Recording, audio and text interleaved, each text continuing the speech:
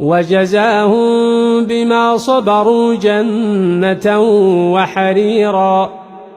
متكئين فيها على الأرائك لا يرون فيها شمسا ولا زمهريرا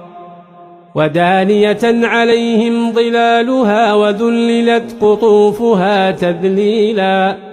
ويطاف عليهم بآنية من فضة وأكواب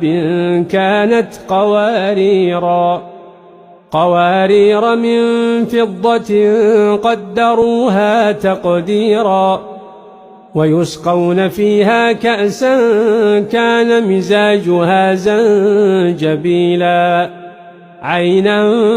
فيها تسمى سلسبيلا